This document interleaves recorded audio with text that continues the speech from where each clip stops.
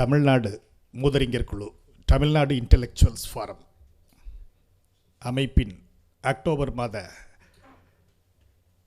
கூட்டத் தலைவர் மரியாதைக்குரிய ஐயா பொறியாளர் பத்மநாபன் அவர்களே, வரவேற்புரையாற்றி அமர்ந்திருக்கின்ற பெரியார் நூலக வாசகர் வட்டத்தின் பொருளாளர் மாண்புமிகு மனோகரன் அவர்களே, மற்றும் இந்த கூட்டத்திலே கலந்து கொண்டு இந்த மாத தலைப்பான மரபணு பயிர்கள் விளக்கமும் விவாதமும் என்ற தலைப்பின் கீழ் கலந்துரையாட வந்திருக்கின்ற அறிஞர் பெருமக்களே, உங்கள் அனைவருக்கும் முதற்கண் வணக்கம். இந்த கூட்டத்துக்கு நான் வரும்போது ஐயா திருக்குறள் மாமணி ஐயா இளங்கோன் அவர்கள் வெள்ளைச்சட்டையில் பார்க்குறதுக்கு வித்தியாசமாக இருக்குது அப்படின்றது மாதிரி சொன்னார். வெள்ளைச்சட்டை போடணும்னு நினச்சிதே வந்தேன் நான். கருப்பு சட்டை இந்த கூட்டத்துக்கு வேணாம் அப்படின்னு. என்ன காரணம் அப்படின்னா, இது ஒரு அறிவியல் கருத்து. இயக்க ரீதியாக பல்வேறு நம்ம கருத்து இருக்கலாம். அதனால் கருத்துக்கள் விவாதங்கள் இருக்கும்போது அமைப்பு ரீதியாக ஏதோ சார்பு வந்துடக்கூடாது என்ற ஒரு எண்ணத்தில் தான் இந்த வெள்ளைச்சட்டை போட்டு இந்த நிகழ்ச்சிக்கு கலந்துக்கிட்டு இருக்கேன் நான். பொதுவாக நமது மேடைகளில் பகுத்தறிவு அந்த கருத்துக்கள், அது தொடர்பான செய்திகள், இந்த ஒரு சூழல்லையே பார்க்கும்போது இந்த தலைப்பும் எனக்கும் என்ன பொருத்தம் கூட நிறைய பேருக்கு ஒரு ஐயப்பாடு இருக்கலாம். ஏன்னா பிஎஸ்சி அக்ரின்ற ஒரு பட்டம் இருக்குது எனக்கு, அவ்வளோதான். அதனால் இது ஒரு அறிவியல், வேளாண்மை அறிவியல் படித்தவர்களே இந்த தலைப்பின் கீழ் ஒரு பேச தயங்கக்கூடிய ஒரு தலைப்பு இது. அதனால் இந்த தலைப்பில் பேசுவதற்கு நான் தகுதியானவனா அப்படின்ற ஒரு வினாவும் இருந்தாலும் கூட ஓரளவுக்கு தகுதி இருக்கின்ற ஒரு தைரியத்தில் தான் உங்கள் முன்னாடி நிற்கிறேன்.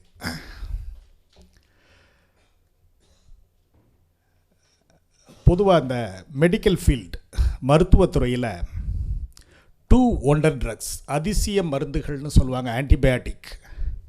ஒன்று பெனிசிலின்னு சொல்லுவாங்க, இன்னொன்று ஸ்ட்ரெப்டோமைசின். ஏன்னா பெரும்பாலான இதுக்கு இந்த 2 மருந்துமே தீர்வு மாதிரி இருக்குது. மருத்துவத்துறையில் இந்த 2 ஆன்டிபயாட்டிக்கும் ஒரு பெரிய சாதனை. இந்த மருந்துகள் எல்லாருமே கேள்விப்பட்டு இருப்பீங்க, நிறைய பேர் பயன்படுத்தவும் செஞ்சுருப்பீங்க. அந்த பெனிசிலின் அதை கண்டுபிடிச்சவர் அலெக்சாண்டர் ஃப்ளெமிங் அப்படின்றது உங்களுக்கு எல்லாத்துக்குமே தெரியும். 1945ஆம் ஆண்டு கண்டுபிடிக்கப்பட்டது. அது கண்டுபிடித்ததற்காக அவருக்கு நோபல் பிரைஸ் கூட கொடுத்தாங்க. ஆனால் அந்த கண்டுபிடிப்பின் தாத்பரியம் எப்படி அவர் கண்டுபிடிச்சார் அப்படின்றது ஒரு செய்தி. அவர் ஒரு ஆராய்ச்சியாளர், அறிவியல் அறிஞர் அலெக்சாண்டர் ஃப்ளெமிங். ஆய்வுக்கூடத்தில் ஒரு செயற்கையாக அந்த பூஞ்சாலம் என்கின்ற இதை அவர் ஆய்வுக்கூட சூழலில் ஒரு பூஞ்சாலத்தை அவர் ஆராய்ச்சி பண்ணிக்கிட்டு இருக்காரு. அந்த ஒரு பெட்ரி டிஷ்னு ஆங்கிலத்தில் சொல்லுவாங்க. அதில் ஆய்வுக்கூடத்தில் அந்த பூஞ்சாலத்தை வச்சு அதுக்கு தேவையான அந்த உணவு வகைகள்லாம் வச்சுட்டு அவர் இரவு அவருடைய வீட்டுக்கு போயிடுறாரு. அடுத்த நாள் பார்க்கும்போது அந்த பூஞ்சாலங்கள்லாம் செத்து கிடக்குது. பார்த்தோன்னே அவருக்கு எப்படி, என்ன நல்லா தானே நம்ம வச்சுருந்தோம், ஹைஜீனிக் கண்டிஷனில் தானே வச்சுருந்தோம், செத்து கிடக்குதே அப்படின்றது மாதிரி அவருக்கு பார்த்தோன்னே ஏன் செத்தது அப்படின்னு பார்க்கும்போது ஒரு செக்ரீஷன், மைக்ரோ நுண்ணுயிர் செக்ரீஷன், அந்த ஒரு திரவந்தே அந்த பூஞ்சாலத்தெல்லாம் அழிச்சிருக்கு அப்படின்றது மாதிரி அவர் கண்டுபிடிக்கிறார். அது என்ன, எதனால் அழிஞ்சதுன்னு போது அந்த பெனிசிலியம் அப்படின்ற அந்த பூஞ்சாலத்தை இன்னொரு பூஞ்சாலத்தை அழிச்சிருக்கு. அதனால் அந்த பெனிசிலின்ற கண்டுபிடிப்பு தற்செயலாக நடந்தது. பெனிசிலின் கண்டுபிடிக்க போகிறோம்ன்றது அவருக்கும் தெரியாது. அவர் கண்டுபிடிக்க நினச்சது ஏதோ ஒரு ஆராய்ச்சி பண்ணிக்கிட்டு இருக்கும்போது தற்செயலாக இப்படி எல்லாமே செத்து கிடந்தோடனே எதனால் அப்படின்றது மாதிரி பார்த்தோன்னே அது தொடர்பாக ஏன் இறந்தது அப்படின்னு அந்த ஆராய்ச்சியில் போகும்போதே பெனிசிலியம் அப்படின்ற ஒரு பூஞ்சாலந்தே அதை சுரந்திருக்கு.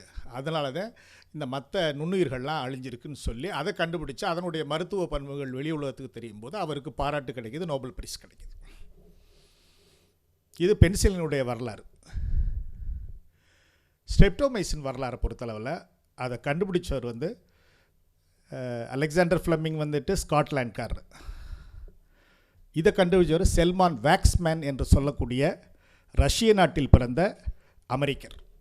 அமெரிக்காவில் செட்டில் ஆகிட்டு அங்கே அமெரிக்காவில் இருந்தார் அவர் தான் வந்து அந்த ஸ்ட்ரெப்டோமைசின் அப்படின்றது, அந்த பெனிசிலியம்ன்றது பூஞ்சாலம் அப்படின்றது மாதிரி சொன்னேன்.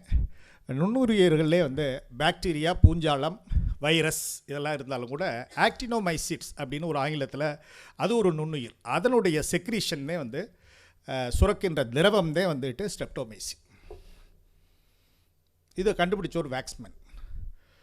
ஃப்ளெமிங் கண்டுபிடிச்சதுக்கும் வேக்ஸ்மேன் கண்டுபிடிச்சதுக்கு என்ன வித்தியாசம்னா, இந்த சொல்லி வச்சு செய்வாங்க பார்த்தீங்களா, அது மாதிரி வேக்ஸ்மேன் வந்து நான் கண்டுபிடிக்க போகிறேன், ஒரு அதிசய மருந்தை கண்டுபிடிக்க போகிறேன்னு சொல்லி வச்சு கண்டுபிடிச்ச பொருள் வந்து ஸ்ட்ரெப்டோமைசின். நான் இது ஏதோ ஒரு புதுசாக வந்துட்டு தெரியுது, நான் புதுசாக கண்டுபிடிக்க போகிறேன், அது மருத்துவ பண்புகள்லாம் இருக்குன்னு சொல்லி ஆராய்ச்சி பண்ணி கண்டுபிடிச்சார். அதுக்கு வந்து 1962 அவருக்கு நோபல் பிரைஸ் கிடைச்சது. 62 நோபல் பிரைஸ் வாங்கின செல்மான் வேக்ஸ்மேனுடைய ஆராய்ச்சி மாணவராக ஒரு தமிழர் இருந்தார், தமிழ்நாட்டை சார்ந்தவர். அவர் ஒரு அறிவியல் அறிஞர் தான். நோபல் பிரைஸ் 62 வாங்குறாரு. அவர்கிட்ட ஆராய்ச்சி மாணவராக பிஹெச்டி இங்கே படிச்சுட்டு ஆராய்ச்சிக்காக வேக்ஸ்மேன்ட்ட ஒரு தமிழ்நாட்டை சார்ந்தவர், சேலம் மாவட்டத்தை சார்ந்தவர். அவருடைய பேர் வந்து டாக்டர் ஜி ரங்கசாமி. அவர் தான் ஆராய்ச்சி மாணவராக இருந்து அவருடைய நேரடி பார்வையில் பிஹெச்டி பட்டம் வாங்கினவர். அவர் தான் தமிழ்நாடு வேளாண்மை பல்கலைக்கழகத்தின் முதல் துணைவேந்தராக 1971 நியமிக்கப்படுகிறார். ஸோ அந்த வேக்ஸ்மேன்கிட்ட மாணவராக இருந்த பெருமை வாய்ந்தவர் டாக்டர் ஜி ரங்கசாமி. எங்களை போன்றவர்களுக்கு பெருமைன்னா, வேக்ஸ்மேனுடைய மாணவராக இருந்த ரங்கசாமியுடைய மாணவர்கள் நாங்கள். அவர் வைஸ் சான்சலர், ஆனால் நான் ஆராய்ச்சி மாணவன் கிடையாது அவர்கிட்ட. அவர் வைஸ் சான்சலர் இருக்கும்போது யூனிவர்சிட்டியில் மதுரை அக்ரிகல்ச்சர் காலேஜில் நான் படிக்கிறேன். மற்ற ஒரு கல்வி நிலையம் மாதிரி வைஸ் சான்சலருக்கும் மாணவர்களுக்கும் பொதுவாக மற்ற யூனிவர்சிட்டிலாம் மாணவர்கள் எப்போ பார்ப்பாங்கன்னா, ஏதாவது ஃபங்க்ஷனில் வீசி பேசுவார், கூட்டத்தில் பேசுவார், அப்படித்தான் இருக்கும். ஆனால் எங்கள் வேளாண்மை பல்கலைக்கழகத்தில் அவர் மாணவர்களத்தை எந்த சூழ்நிலையில் இருந்தாலும் பார்ப்பார்.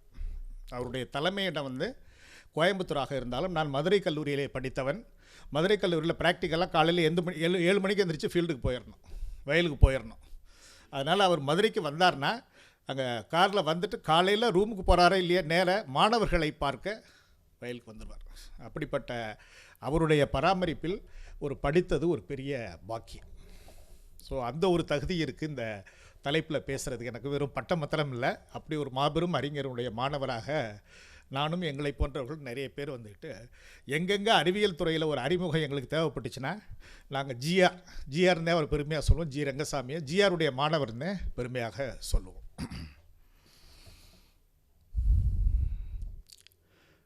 இந்த சப்ஜெக்ட், இந்த தலைப்புக்கு உள்ளே போகிறதுக்கு முன்னாடி ஒரு 10-15 ஆண்டுகளுக்கு முன்பாக இங்கே அமெரிக்கன் எம்பசி தூதரகத்தில் ஒரு கூட்டம் நடந்தது. அந்த கூட்டம் என்ன கூட்டம்னா, இந்தியாவுக்கும் அமெரிக்காவுக்கும் உள்ள அந்த அரசியல் உறவு, டிப்ளமசி, தட் இஸ் ரிலேஷன்ஷிப், அது 200வது ஆண்டு விழான்னு ஒரு நிகழ்ச்சி நடத்தினாங்க. அதில் சிறப்பு பேச்சாளர் யாருன்னா சி. சுப்பிரமணியம் பழைய அமைச்சர், கவர்னர், தமிழ்நாட்டு மந்திரி, இந்த சிறப்புகள்லாம் அவருக்கு உண்டு. அவர் பேச்சாளர். அந்த கூட்டத்தில் அமர்ந்து அவருடைய பேச்சை கேட்கக்கூடிய ஒரு வாய்ப்பு இருந்தது. ஏன்னா நான் சொல்லக்கூடிய செய்தி இந்த தலைப்புக்கு ஒரு பொருத்தமானது மாத்திரமல்ல, அவர் பொருத்தமான நபருடைய உரையை கேட்கக்கூடிய ஒரு வாய்ப்பு எனக்கு கிடைச்சது. சி. சுப்பிரமணியம் அவர்களை பற்றி அதிகமாக நான் சொல்ல வேண்டியதில்லை. அறிஞர், சட்டமேதை, திட்டமிடலில் சிறந்த நிபுணர். நேரு காலத்திலிருந்து அவர் அமைச்சராக இருக்கார். அதை மத்திய அரசை பொறுத்தளவில் நேரு பிரதம மந்திரியாக இருக்கும்போது அமைச்சராக இருந்தார். நேரு இறந்ததுக்கு பின்னாடி லால் பகதூர் சாஸ்திரி 1964 வந்து லால் பகதூர் சாஸ்திரி அந்த அமைச்சரவையில் வந்து இவருக்கு உணவு மற்றும் வேளாண்மை துறை அமைச்சராக பொறுப்பு அளிக்கப்படுகிறது. நேரு பீரியடில் எதில் இருந்தார்னா ஸ்டீல் எஃகு அமைச்சராக இருந்தார். எஃகு உருக்காலை இந்த அமைச்சராக இருந்தார். அரசியலில் பொதுவாகவே வந்துட்டு ஒரே கட்சிக்குள்ள எதிரிகள் நிறைய பேர் இருப்பாங்க. அதே மாதிரி சிஎஸ்க்கு நிறைய எதிரிகள் உண்டு காங்கிரஸ் கட்சிக்குள்ளேயே. நேருகிட்ட செல்வாக்காக இருந்தவர் சாஸ்திரிகிட்ட செல்வாக்கு இல்லாமல் போயிட்டார். உப்புக்கு சப்பு இல்லாத ஃபுட் அண்ட் அக்ரிகல்ச்சர் மினிஸ்டர் அந்த பதவியை கொடுத்து, இது எல்லாமே சிஎஸ் சொல்கிறது. எனக்கு இந்த அமைச்சர் பதவியை கொடுத்த உடனே எனக்கு மனசில் வந்து கொஞ்சம் வருத்தமாகத்தே இருந்தது. நம்ம ஒரு சீனியர் மேன், நமக்கு இன்னும் ஒரு பவர்ஃபுல்லான ஒரு மினிஸ்டர் கொடுத்துருந்தா நல்லா இருக்குமே அப்படின்னு சொல்லி நான் லால் பகதூர் சாஸ்திரி பிரதமர்கிட்ட ஒரு அப்பாயின்மெண்ட் வாங்கி நேராக போனேன். நான் போனோடனே என்னென்னு இப்படி நான் ரொம்ப நாள் கட்சியில் இருக்கேன், யார் நல்லா தெரியுமே, நேர்காலத்தில் இருந்தே நான் நல்ல இம்பார்ட்டன்ட் போர்ட்ஃபோலியோலாம் வந்துட்டு நான் அமைச்சராக இருந்திருக்கேன். இதே எதுக்கு 3வது ஆள் மாதிரி சொல்கிறீங்க, அதெல்லாம் நல்லாவே எனக்கு தெரியுமே. ஆனால் வந்து இப்போ வந்து ரொம்ப முக்கியத்துவம் இல்லாத ஒரு உணவு மற்றும் வேளாண்மை துறை அமைச்சராக வந்து என்னை நீங்கள் போட்டது வந்து வெளியவும் ஒரு மாதிரியாக பேசிக்கிறாங்க, எனக்கும் கொஞ்சம் வருத்தமாக இருக்குது, அதை உங்கள்கிட்ட சொல்லிட்டு போகலான்றதுக்காக வந்தேன் அப்படின்னோடனே, நீங்கள் உங்களை பற்றி சில காரணங்கள் சொன்னீங்க பார்த்தீங்களா, அந்த ஒரே காரணத்துக்காகத்தே உங்களை ஃபுட் அண்ட் அக்ரிகல்ச்சர் மினிஸ்டராகவே நான் போட்டேன். 1964 அடிப்படையில் வந்து இந்தியா வந்து வேளாண்மை நாடாக இருந்தாலும் கூட உணவு பற்றாக்குறை. ஏன்னா 60 வயசை கடந்த நிறைய பேருக்கு தெரியும், இந்த மதிய உணவு திட்டத்தின் கீழ் வந்துட்டு அமெரிக்காவில் இருந்ததே மக்காச்சோள மாவு, எண்ணெய், பால் பவுடர் எல்லாமே வந்துக்கிட்டு இருந்த ஒரு காலகட்டம். இன்னும் சொல்லப்போனால் உணவு பற்றாக்குறை, காசு கொடுத்தாலும் வந்துட்டு உணவு கிடைக்காது. இன்னும் நினைவுபடுத்தி பார்த்தீங்கன்னா தெரியும், சாஸ்திரி அவர் பிரதமராக இருக்கும்போது வாரத்தில் ஒரு நாள் இரவு நேரம் வந்துட்டு விரதம் இருக்க சொன்னார், சாப்பிடாம. திங்கக்கிழமை நான் 4 இருந்திருக்கேன் அப்போ ஸ்கூல் டேஸில். காரணம் வந்துட்டு ஒருவேளை சாப்பிடாமல் இருந்தால் உணவு வந்து மிச்சப்படுத்தலாம் அப்படின்ற மாதிரியெல்லாம் இருந்தது. அதனால் அடிப்படையில் நமது வேளாண்மை நாடாக இருந்தாலும் கூட வெளிநாட்டை எதிர்பார்த்ததே நம்ம வேளாண்மை பொருள் இருக்கிறதுனால உங்களை பெரிய நம்ம இருக்கிறதுலே முக்கியத்துவம் ரொம்ப எதிர்பார்த்து கொடுத்த துறை வந்து உங்களுக்கு தான். அதனால் உங்களுக்கு முழு சுதந்திரம் இருக்குது. நீங்கள் என்னை வந்துட்டு தகவல் சொன்னால் போதும், என்ன பண்ண போகிறீங்கன்றத பெரிய கன்சல்ட் பண்ணணும்னு அவசியம் இல்லை, நீங்கள் தாராளமாக இது பண்ணி எனக்கு வந்து ரிசல்ட்டு தான் வேணும் அப்படின்னோடனே இவர் ரொம்ப வருத்தமாக போன சி. சுப்பிரமணியம் வந்து இவ்வளவு தூரம் சாஸ்திரி வந்து நம்ம மேலே நம்பிக்கை வச்சு இவ்வளவு இது கொடுத்துருக்காரே, நம்ம ஏதாவது பண்ணணும்னு மகிழ்ச்சியாக வெளியே வர்றார். வெளியே வந்துட்டு பொதுவாக வந்து அது ஒரு பெரிய சவாலாகத்தே இருந்திருக்கு. பொதுவாக ஒரு பிரச்சனையை நம்ம நேர்கொள்ளும் போது வந்துட்டு அந்த பிரச்சனையை வந்து ஏற்கனவே யார் சமாளிச்சிருக்காங்க, அவங்களுடைய அனுபவங்கள் என்ன அப்படின்றத கேட்குறது இயல்பு. அதனால் நமக்கு வந்து உணவு உற்பத்தியை பெருக்கணும். அதனால் பெரிய வல்லரசுகள், இந்த துறையில் சாதனை புரிஞ்ச வல்லரசுகிட்ட ஐடியா கேட்கலாம் அப்படின்றது மாதிரி வந்துட்டு ரஷ்யாவுக்கு போகிறார். டீம் ஆஃப் அந்த அஃபீஷியல்ஸ் இவங்களெல்லாம் அழைச்சிக்கிட்டு, நிபுணர்களெல்லாம் அழைச்சிட்டு ரஷ்யாவுக்கு போகிறாரு. நான் சொல்கிறது எல்லாமே சிஎஸ் வாயில் சொன்னது, அவர் சொல்கிறது.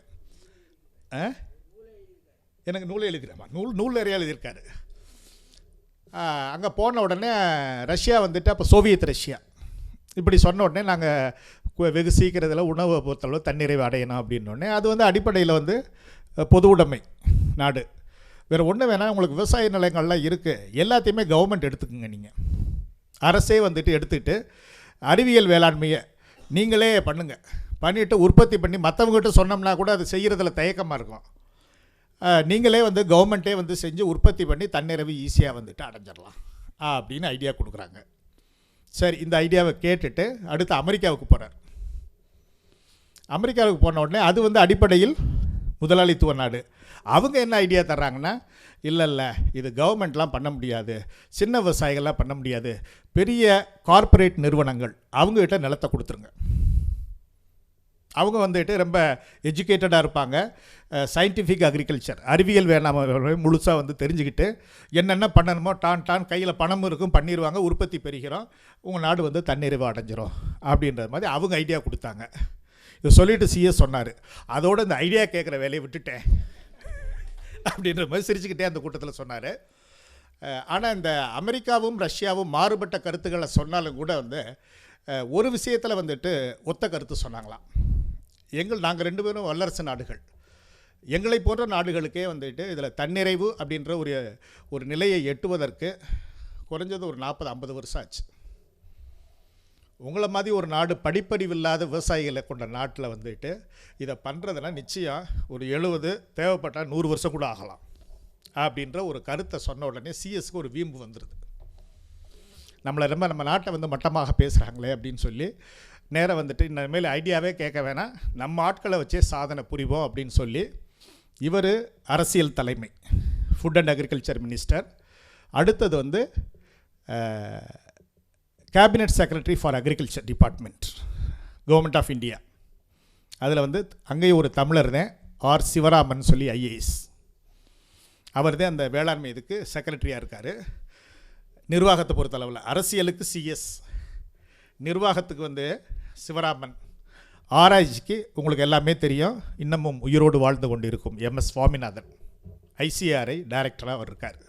அதனால் 3 பேர் வந்துட்டு உட்காந்து பேசி என்ன பண்ணலாம், ரிசர்ச்சை வந்து முடுக்கி விடுங்க ஒரு பக்கம், நிர்வாகத்தை லேப் டு லேண்ட் அப்படின்றது மாதிரி வந்துட்டு அது எவ்வளோ தூரம் வந்துட்டு ஆராய்ச்சி முடிவுகளை வந்துட்டு நிலத்தில் விவசாயிகள் பயன்படுத்தக்கூடிய அளவுக்கு மாற்றுறதுக்கு நிர்வாகம் நீங்கள் செயல்படுங்க, அரசியல் ரீதியாக என்னென்ன நிதி ஆதாரம் என்னன்றதை நான் பார்த்துக்கிறேன் அப்படின்றது மாதிரி வந்து ஆரம்பித்தாங்க. 65 அந்த வேலையை ஆரம்பித்தாங்க. அதுதான் பசுமை புரட்சியின் தொடக்கம். அவங்க 70 வருஷம் 80 வருஷம் ஆகும்னு சொன்னதை தகர்த்து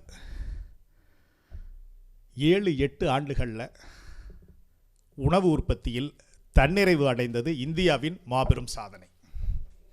அப்போத்தே வந்து இந்தியாவையே அப்படி நிமிந்து வல்லரசுகள்லாம் பார்த்து அச்சப்பட்டாங்க. The real power that lies in India is agri power. காரணம் வந்துட்டு நம்ம விவசாயிகளை பொறுத்தளவில் வந்துட்டு படிப்பறிவு இல்லாமலாம் இருப்பாங்க, அதிகமாக படிச்சிருக்க மாட்டாங்க, ஆனால் புத்தி கூர்மை வாய்ந்தவர்கள். அப்படி ஒரு சிறப்பு வந்து நம்ம இந்திய வேளாண்மைக்கு உண்டு. அது எப்படி நம்ம பெருமையை நம்மளே சொல்கிறது மாதிரி நினைக்க வேணாம். இந்திரா காந்தி அடுத்து பிரதமராக இருக்கும்போது அமெரிக்காவுக்கு போகும்போது நிக்சன் வந்துட்டு அங்கே பிரசிடெண்ட் முதல் முறையாக சந்திக்கிறாங்க. சந்திக்கும்போது ஒரு பரஸ்பரம் அடுத்த நாட்டை பாராட்டணுன்றது ஒரு வழக்கம் ஒன்று இருக்குது. அது வரும்போது அந்த நிக்சன் வந்து இந்தியாவை பாராட்ட வேண்டும் என்ற நினைத்த பொழுது அவர் எடுத்த தளம் வந்துட்டு இந்த வேளாண்மையில் இந்தியா புரிந்த சாதனை உலகத்தில் ஒப்பற்ற சாதனை அப்படின்னு சொல்லி நிக்சன் வந்துட்டு இந்திரா காந்திகிட்ட இது பண்ணார். அதனால் என்னையை பொறுத்தளவில் வேளாண்மை பட்டப்படி படித்தாலும் பசுமை புரட்சி வெற்றி அடைந்து அது ஒரு நிறைவடையக்கூடிய காலத்தில் தமிழக அரசின் வேளாண்மை துறையிலே பணியில் சேர்த்தேன். நான் 4 வருஷம் பட்டப்படிப்பை முடிச்சுட்டு அதில் போய் சேர்ந்தேன். ஒரு 7 ஆண்டுகள் ரொம்ப அந்த விரிவாக்கத்துறையில் லேப் டு லேண்ட் அந்த இதில் வந்துட்டு பணியாற்றினேன். அப்புறம் அந்த பணியை ராஜினாமா செய்துவிட்டு பொதுத்துறை வங்கியான நாட்டுடைமைப்பாகப்பட்ட வங்கியான இந்தியன் ஓவர்சீஸ் வங்கியிலே அதிகாரியாக சேர்ந்தேன். இந்த 2ல் என்ன ஒற்றுமை அப்படின்னா, ஐயா கூட கேட்டார், பேங்க்கில் நீங்கள் என்னவாக இருந்தீங்கன்னு ஐயா பொறியாளர் பத்மநாபன் கேட்டார். பெருமையாக சொல்கிறேன், அரசு துறையில் வேலை பார்க்கும்போது எனக்கு எம்ப்ளாயர் வந்து கவர்மெண்ட் ஆஃப் தமிழ்நாடு. பேங்க்கில் நான் வேலை பார்க்கும்போது எனக்கு எம்ப்ளாயர் யாருன்னா இந்தியன் ஓவர்சீஸ் பேங்க். எம்ப்ளாயர் மாறினாலும் என்னுடைய பதவி பெயர் மாறலை. அரசு துறையிலும் அக்ரிகல்ச்சர் ஆஃபீஸர் வேளாண்மை அதிகாரி தான், வங்கியிலும் நான் சேர்ந்தது வந்துட்டு வேளாண்மை அதிகாரியாகத்தான் சேர்ந்தேன். அதனால் என்னை பொறுத்தளவில் இந்த அக்ரிகல்ச்சர் டெவலப்மெண்ட்டுன்றது ஒரு சப்ஜெக்ட் மாத்திரம் இல்லை, ஒரு பேஷன். அந்த வகையில் துறை மாறினாலும் ஏற்றுக்கொண்ட பணிகள் மாறினாலும் வந்துட்டு இதை பொறுத்தளவில் ஓரளவுக்கு படிப்பறிப்பு என்று சொல்வதை விட இந்த துறையிலே வந்துட்டு ஆராய்ச்சி துறையிலே இருக்கக்கூடிய மாணவர்கள் என்னுடைய வகுப்பு தோழர்கள் நிறைய பேர் இருக்கிறாங்க. எனக்கு என்னோடு கல்லூரியில் படித்தவர்கள் நேரடியாக இந்த ஆராய்ச்சியிலே ஈடுபட்ட மாணவர்கள் எல்லாம் ரிட்டையர்ட் ஆகிட்டாங்க. ஸோ அவங்களெலாம் இருந்த அவங்களுடைய தொடர்பு அதை வைத்துக்கொண்டு எனக்கு தெரிந்த சில கருத்துக்களை உங்கள் முன் பகிர்ந்து அதற்கு பின்பாக இது குறித்த விவாதங்களை, இது ஒரு அறிவியல் சார்ந்த ஒரு உரையாடல் கூட்டம்தான், இதில் உங்களுக்கு தெரியும் தெரியாது அப்படின்றது மாதிரியெல்லாம் கிடையாது. இதனுடைய விளைவுகள் என்ன ஆகும் அப்படின்றது ஒரு முடிவும் நம்ம எடுக்க முடியாது. இப்படி ஒரு அறிவியல் புரட்சி இருக்குது, ஒரு அறிவியல் தாக்கம் வேளாண்மை வளர்ச்சியை பொறுத்தளவிலே, விரிவாக்கத்தை பொறுத்தளவிலே இருக்குது. இது எப்படி பயன்பட்டால் நல்லாயிருக்கும், இல்லை உண்மையிலே பயனளிக்கிறதா, இல்லை அழிவை தரக்கூடிய ஒரு தொழில்நுட்பமா அப்படின்றது மாதிரி நம்ம பார்க்க வேண்டியது இருக்குது. அடுத்தது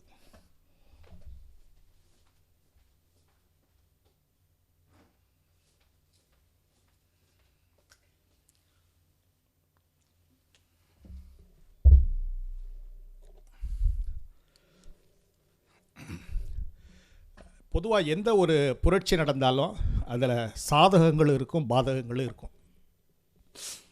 குறை நாடி குற்றமும் நாடி அவற்றுள் மிகை நாடி மிக்க குழல்னு வள்ளுவரை சொல்லியிருக்காரு. அதனால் எந்த ஒரு திட்டத்திலையும் வந்துட்டு மைனஸ் இருக்கும், ப்ளஸ் இருக்கும். இந்த பசுமை புரட்சியை பொறுத்தளவில் ஒரு மாபெரும் சாதனை என்னென்னா, அது வேளாண்மை இல்லை புரட்சி அப்படின்றத விட உணவு பயிர்கள் உற்பத்தி, தன்னிறைவு. ஏன்னா நமக்கு இப்போ வேளாண்மைனா ஃபஸ்ட்டு சாப்பாடு தான் நமக்கு. அதுக்கு அந்த உற்பத்தியில் வந்து மற்ற நாட்டை எதிர்பார்க்காம உற்பத்தி பண்ணக்கூடிய ஒரு நிலைமை வந்ததுக்கு வந்துட்டு அந்த பசுமை புரட்சி. இன்றைக்கி வந்து பேசலாம் 2ஆம் பசுமை புரட்சி தொடங்கணும், க்ரீன் ரெவல்யூஷன், எவர்